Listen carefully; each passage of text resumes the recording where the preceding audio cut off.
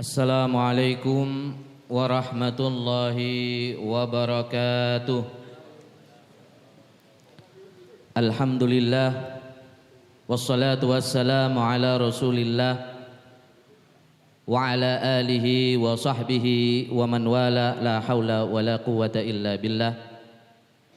Rabbi israh li sadri wa yassir li amri wahlul 'uqdatam min lisani yafqahu qawli wasadid lisani wahdi qalbi bihaqqi sayyidina Muhammad sallallahu alaihi wasallam. Puji syukur kehadirat Allah subhanahu wa ta'ala atas segala taufik, inayah, hidayah, rahmat, sehingga kita pada pagi hari ini bisa berkumpul, duduk bersama dengan guru-guru kita, dengan orang-orang soleh, yang mana ini adalah kenikmatan yang patut kita syukuri. Salawat serta salam mudah-mudahan selalu tercurahkan kepada uswah kita, pemimpin kita, Nabi Yuna Muhammad sallallahu alaihi wasallam, yang telah membimbing umat manusia, yang telah juga membimbing kita semua melalui para ulama, melalui para guru-guru kita. Ketika kita dididik oleh guru kita, para masyayikh kita, insya Allah itu adalah bimbingan dari Rasul sallallahu alaihi wasallam. Para santri, para hadirin, para dewan guru yang kami hormati, wa nahussu bidzikri Abuya Al-Habib Ahmad bin Husin As-Segaf, mudah-mudahan beliau dipanjangkan umurnya dalam sehat wal afiyah. Yang kami hormati Mudirul Ma'had Al-Habib Abdul Qadir bin Ahmad As-Segaf, dan Wakil Mudir Al-Habib Ali Uraidi bin Ahmad As-Segaf. Mudah-mudahan beliau-beliau sehat wal afiyah, senantiasa membimbing kita dan mendidik kita semua pada jalan yang benar. Yang juga kami hormati Al-Habib Z Al-Hamid, mudah-mudahan sehat wal afiat dan panjang umur. Para asatid yang tidak bisa Al-Fakir sebutkan satu persatu tanpa mengurangi rasa hormat. Para tolabah, para santri yang sedang berbahagia pada malam hari ini. Alhamdulillah, pagi hari ini dan selalu kita wajib bersyukur kepada Allah Subhanahu wa ta'ala atas takdir daripada Allah Subhanahu wa ta'ala. Kita bersyukur karena kita ditakdirkan oleh Allah dengan takdir yang baik.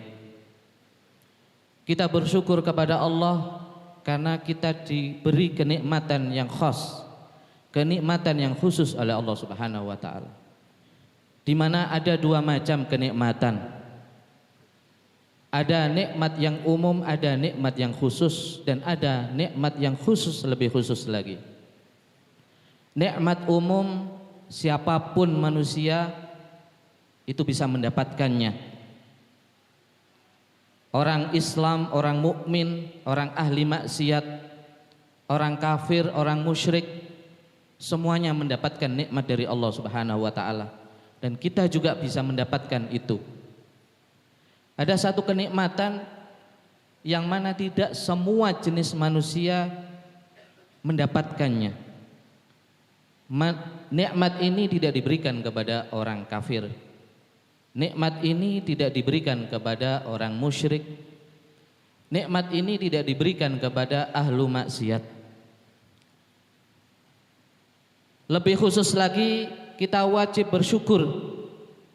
Tadi sudah disampaikan oleh akhina Syauqi bahwa kita itu di pondok pesantren ini sebetulnya mendapatkan nikmat yang besar, mendapatkan nikmat yang agung, yaitu nikmat bisa bertolabul ilmi, nikmat bisa mengamalkan ilmu, nikmat bisa mendapatkan ilmu dari orang alim, dari orang soleh, dari orang-orang pilihan dari Allah Subhanahu wa ta'ala. Di luar sana tidak semua orang mendapatkannya, tidak semua orang bisa memperolehnya. Ada orang ingin mendapatkannya tapi tidak didapatkan. Ada orang berniat ingin mendapatkan nikmat ini tapi tidak didapatkan.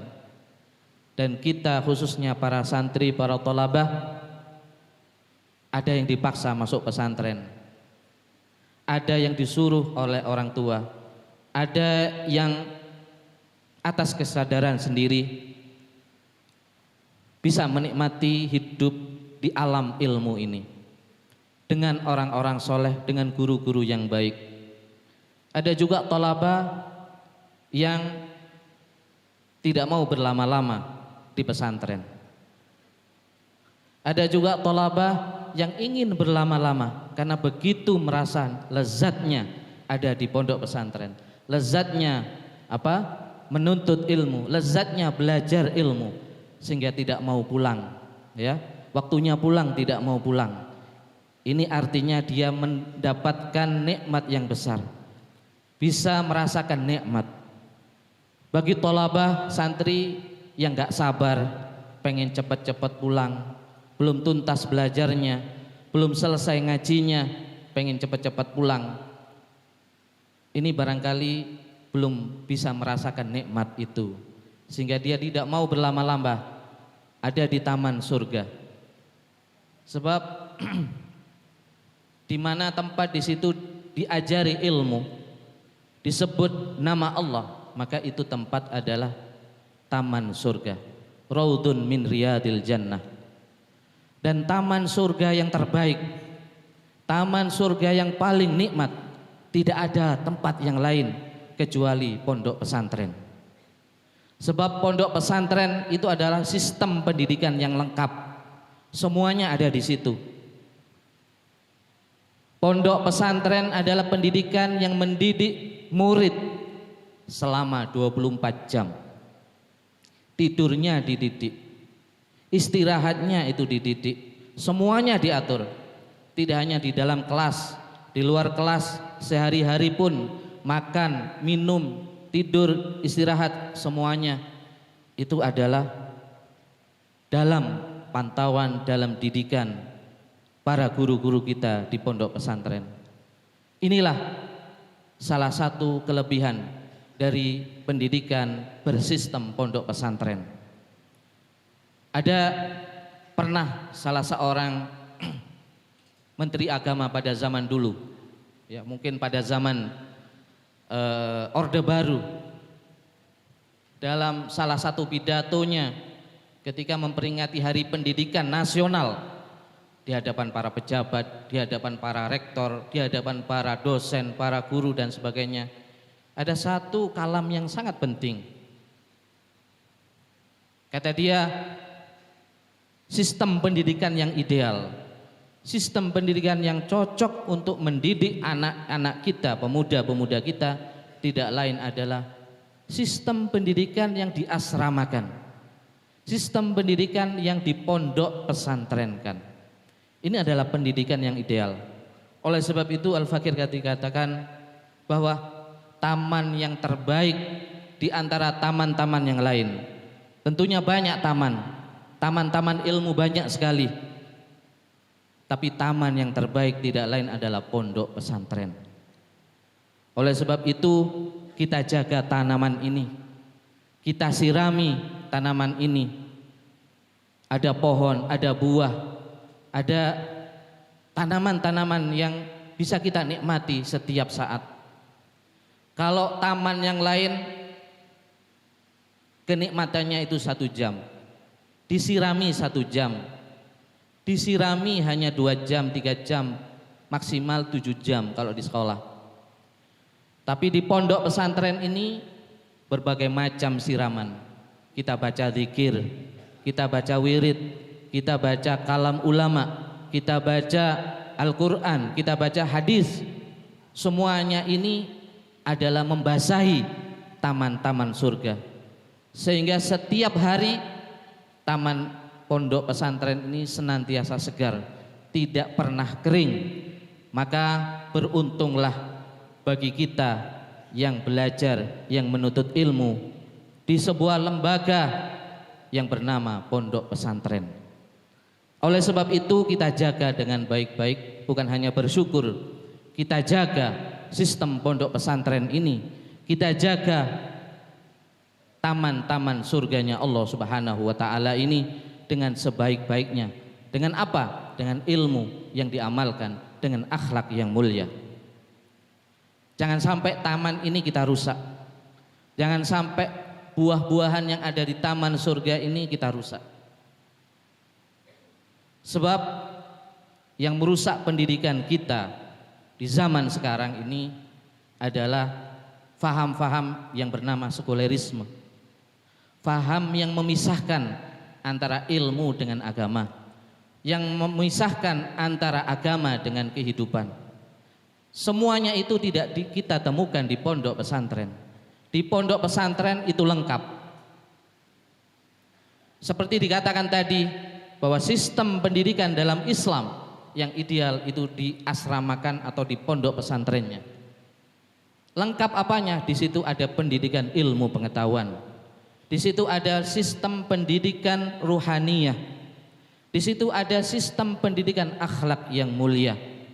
Maka Islam itu menyatukan semuanya. Ilmu pengetahuan, iman, dan akhlak yang mulia. Tapi pendidikan-pendidikan yang sistemnya itu sekuler, itu mengajarkan ilmu pengetahuan saja, tidak mengajarkan akhlak yang mulia, tidak mengajarkan spiritual, keimanan kepada Allah dan Rasulnya. Pendidikan kita rusak itu karena dua unsur ini yang hilang dalam sistem pendidikan. Unsur keimanan itu dihilangkan, unsur akhlak yang mulia itu dihilangkan. Tapi justru di pondok pesantren itu menjadi unsur yang paling utama. Anak pinter tapi imannya rusak, akidahnya rusak, maka tidak ada manfaatnya. Manusia akan jadi rusak. Anak yang juara tapi akhlaknya buruk, adabnya jelek, maka itu tidak ada manfaatnya sama sekali. Nah, oleh sebab itu Al-Imam Al-Ghazali pernah mengatakan terkait dengan lengkapnya sistem pendidikan ini. Kata beliau, at-tauhidu yujibul iman, wal iman yujibus syariah, wasyariah yujibul adab. Jadi percuma kalau orang itu berperilaku baik tapi syariahnya enggak benar, tapi imannya, tauhidnya salah, maka tidak ada. Kata beliau, la adaba liman la syari'ata lahu, wala syari'ah liman la imana lahu, wala imana lahu liman la tauhida lahu. Jadi sangat terkait. Maka kalau kita baca sirah para ulama-ulama kita, para salaf-salaf kita, tidak meninggalkan tiga unsur ini. Mereka alim, mereka berakhlak mulia, mereka berakidah benar, mereka beriman dengan sempurna. Kita baca sirahnya Al-Imam Abdullah bin Alwi Al-Haddad. Kita lihat bagaimana Al-Imam Al-Ghazali, bagaimana Al-Imam Asy-Syafi'i radhiyallahu anhum. Tidak ada cacat sama sekali. Ilmunya sudah ngetop, imannya sudah sempurna, akhlaknya tidak ada cacat sama sekali.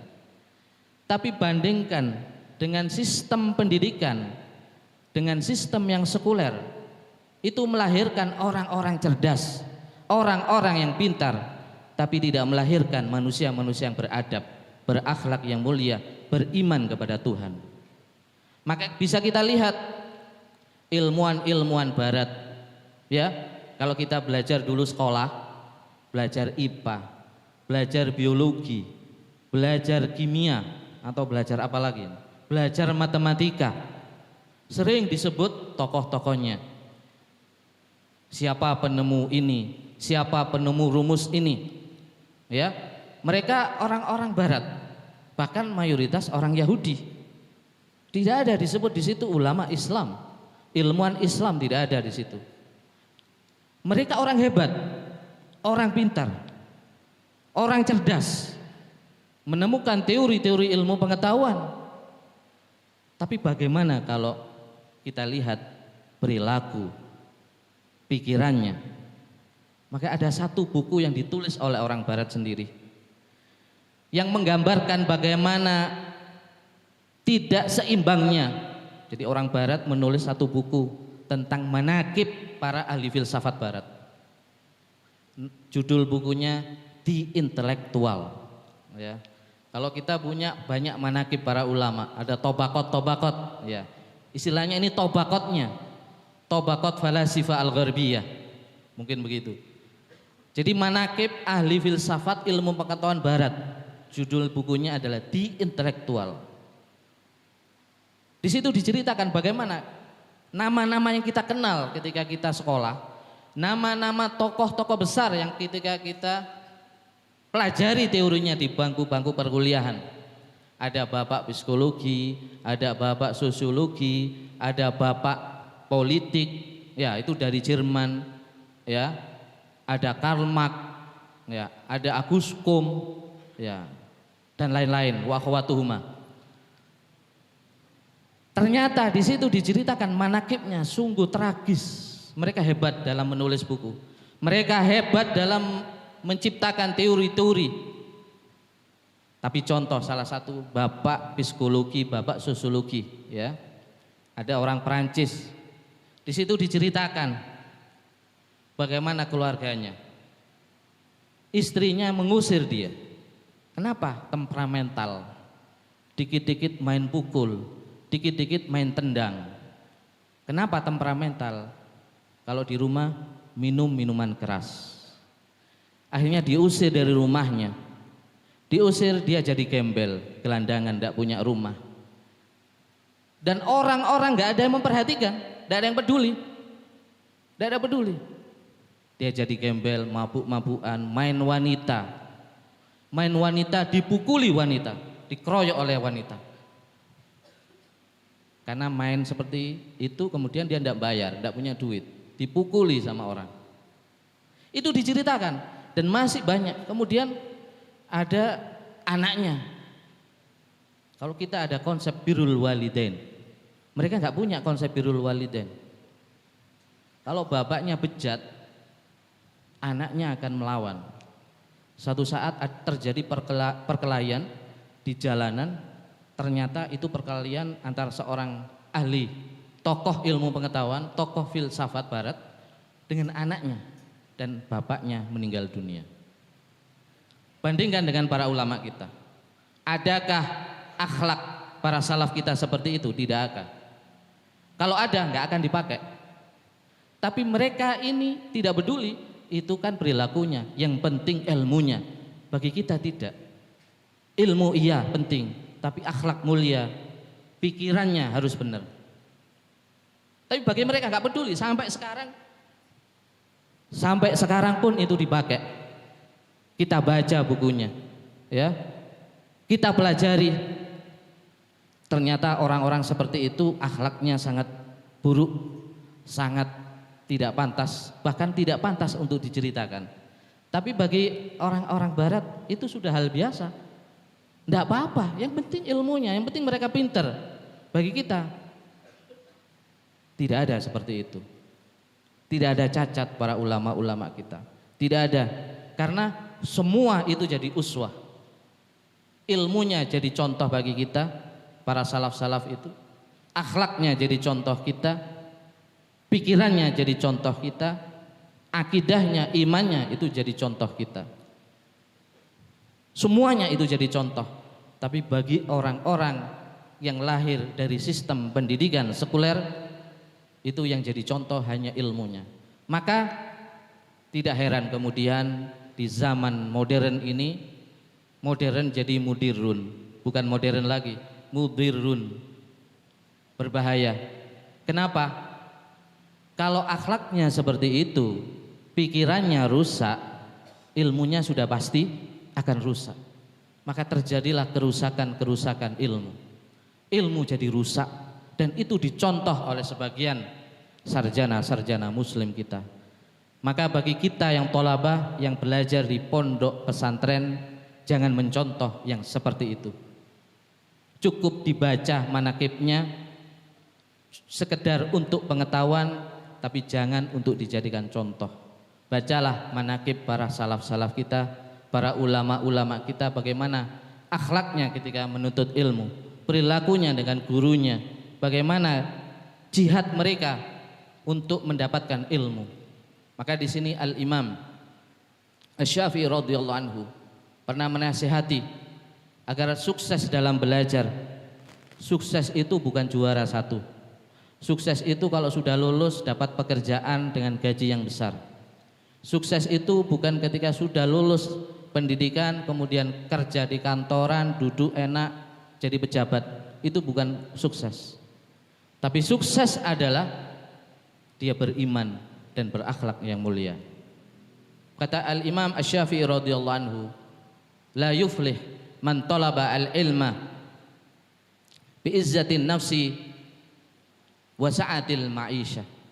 Tidak sukses, tidak beruntung orang yang menuntut ilmu itu dengan cara yang enak-enakan, dengan kehidupan yang kaya, dengan kehidupan yang serba ada. Walakin man talabahu bidikil aish wa khidmatil ulama aflah. Kata Imam Asy-Syafi'i, barang siapa yang menuntut ilmu itu dengan cara yang dhikil aish, kehidupan yang enggak enak, penuh dengan kesabaran, penuh dengan cobaan, wa khidmatil ulama, dan khidmah kepada para ulama, khidmah dengan guru, aflah, itu lebih beruntung, itu lebih sukses nantinya. Oleh sebab itu, maka salah satu tantangan bagi thalabah, bagi yang sedang menuntut ilmu adalah kesabaran.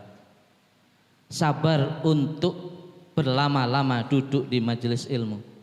Sabar untuk berlama-lama mendengarkan nasihat guru. Sabar untuk berlama-lama di pondok pesantren. Karena Hadratus Syekh Hasyim Asy'ari itu juga pernah menasihati dalam salah satu kitabnya, barang siapa yang bersabar ketika menuntut ilmu, fabis sabri ala adnal aish, sabar terhadap kehidupan yang enggak enak. Kalau di pondok kan enggak enak, kalau di rumah enak. Di rumah ada TV, pengen nonton bola tinggal pencet TV, pengen main tinggal naik kendaraan pergi ke alun-alun. Kalau di pondok tidak boleh itu semua. Nonton TV tidak boleh, main-main tidak boleh, makan pun dibatasi, ya. Hiburan, melihat wanita juga tidak pernah. Jadi selama bertahun-tahun tidak pernah melihat wanita, masya Allah. Ini kalau diteruskan di rumah tidak pernah melihat wanita, kalau sudah lulus jadi wali. Persoalannya di pondok tidak melihat wanita, tapi di rumah dipuas-puaskan melihat aurat wanita. Nah, kata Syekh Hasyim Asy'ari, sabarlah dengan kehidupan yang enggak enak ketika belajar. Memang belajar itu pahit, enggak enak. Fabis sabri bi adnal aish, dengan kehidupan yang enggak enak. Au bidzikil aish, dengan kehidupan yang sempit. Maka dia akan mendapatkan ilmu yang luas. Yanal sa'adal ilm, dia akan mendapatkan ilmu yang luas. Dan lebih penting lagi adalah wa yatafajjar bihi yanabi al-hikam. Dalam kalbunya, dalam hatinya nanti akan tersinar hikmah-hikmah, muncul hikmah-hikmah itu. Di mana hikmah itu tidak bisa didapatkan di dalam kitab kita membaca. Hikmah itu dari Allah Subhanahu wa taala. Setelah si thalabah ini melewati fase kehidupan, cobaan, bala dan sebagainya. Nah, oleh sebab itu bersabarlah untuk belajar di pondok pesantren. Disuruh hafal, hafalkan saja. Disuruh belajar, belajarlah dengan tekun. Disuruh sholat jamaah, sholatlah jamaah. Kalau dihukum, dipukul, terima dengan ridho. Barangkali dengan pukulan itu akan jadi berkah. Tidak usah lapor kepada orang tua. Jangan tiru lembaga-lembaga yang elit, lembaga-lembaga yang mahal. Anaknya dijewer, gurunya dipanggil polisi. Itu tidak berlaku di pondok pesantren. Dipukul tidak ada yang lapor. Maka yang lapor ke orang tua tidak usah. Laporlah kepada Allah, ya Allah maafkan, saya memang salah. Itu akan menjadi berkah. Ada seorang ulama yang alim, Syekh At-Taftazani. Dalam sirahnya dia ketika menuntut ilmu, dia tidak pernah juara. Biasa-biasa, bahkan tingkat bawah. Salah seorang gurunya bahkan menyebut kamu ini bebal. Suruh ngafal nggak bisa. Suruh ini tidak bisa, ujian jeblok nilainya. Tapi apa kuncinya? Ketika dia kok jadi alim, dia nulis kitab kalam, dia nulis kitab hadis, syarah hadis. Ada salah satu syarah Arba'in Nawawi dia tulis. Dan banyak kitab-kitabnya. Dia itu ternyata bersabar. Dia tidak banyak main. Dia memang orang tipe tolabah yang biasa-biasa, yang tidak pintar, tapi dia bersabar. Makan sedikit oke, minum tidak enak tidak masalah, tidur tidak nyenyak tidak masalah. Dia selalu berdoa kepada Allah. Dia ikhlas. Dihukum guru karena nggak hafal, dia ikhlas. Dipukul sama gurunya, alhamdulillah. Dipukul lagi, alhamdulillah wa syukrillah. Maka suatu saat dia bermimpi, dia dapat hikmah. Nah, ini penting. Kalau kita ikhlas, sabar, insya Allah dapat hikmah. Suatu saat ketika dia dalam masa belajar, dia bermimpi, kemudian dalam mimpi itu bertemu dengan seseorang yang alim, pakai baju putih, alim luar biasa. Dia disuruh untuk membuka mulutnya. Ya Taftazani, buka mulutnya. Maka dibuka mulutnya. Kemudian mulutnya itu diludahi sama si orang ini 3 kali, diludahi. Ternyata ludah itu berbau wangi. Bahkan ketika dia bangun tidur, wangi. Siapa orang yang meludah itu? Tidak lain adalah Rasulullah Shallallahu Alaihi Wasallam. Maka setelah itu dia menjadi orang alim, menjadi orang hebat, menjadi orang yang luar biasa. Maka kalau kita baca bukunya sangat-sangat rumit. Kadang kalau baca kitab kalamnya sangat rumit.